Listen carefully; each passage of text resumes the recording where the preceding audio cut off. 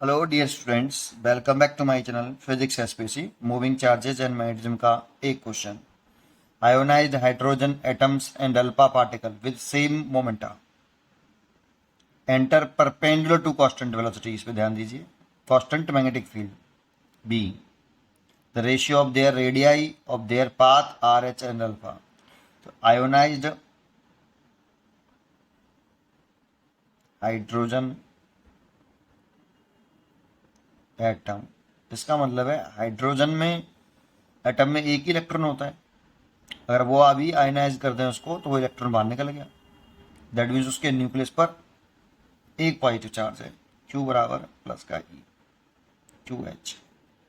और alpha particle तो हम जानते हैं हीलियम का न्यूक्लियस होता है, उसमें से दोनों इलेक्ट्रॉन निकल जाते हैं। तो ये जो चार्ज होता है Q अल्फा, वो ये 2E होता है। अब यहाँ पे क्वेश्चन में कह रहा है कि ये दोनों पार्टिकल हैं, दोनों चार्ज पार्टिकल हैं, ये कैसे एंटर कर रहे हैं मैग्नेटिक फील्ड में? परपेंडिकुलर एंटर कर रहे हैं मतलब वेलोसिटी और मैग्नेटिक फील्ड परपेंडिकुलर हैं। उस वाले केस में हम जानते हैं जब चार्ज पार्टिकल मूव करे मैग्नेटिक फील्ड में परपेंडिकुलरली तो उसका पाथ जो होता है वो सर्कुलर होता है, और सर्कुलर पाथ की जो रेडियस होती है उसका फॉर्मूला होता है mv/qb। ये हमें पता है, ठीक है। ये mass into velocity linear momentum होता है, तो p/qb।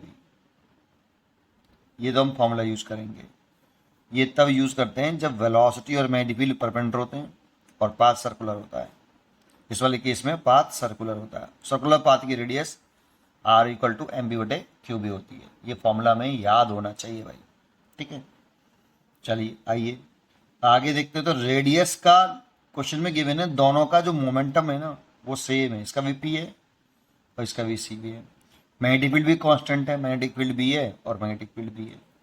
तो वो कांस्टेंट मैग्नेटिक फील्ड है, सेम मोमेंटा है दोनों का। तो बेटा RH/R अल्फा अगर हमसे पूछा है तो इसका यूज कर लो। P दोनों का सेम, QH B दोनों का सेम डिवाइड बाई P दोनों का सेम, Q अल्फा और मैग्नेटिक फील्ड दोनों का सेम। तो ये तो कट गया। Q चार्ज आ गया अल्फा पार्टिकल का और Q हाइड्रोजन एटम का। अल्फा का 2E है, इसका E है, तो E से ही कैंसिल। तो RH और R अल्फा 2:1 आ गया। ये इसका आंसर हो गया। तो 2:1 है, दैट मीन्स फर्स्ट चॉइस। पढ़ते रहिए और खुश रहिए।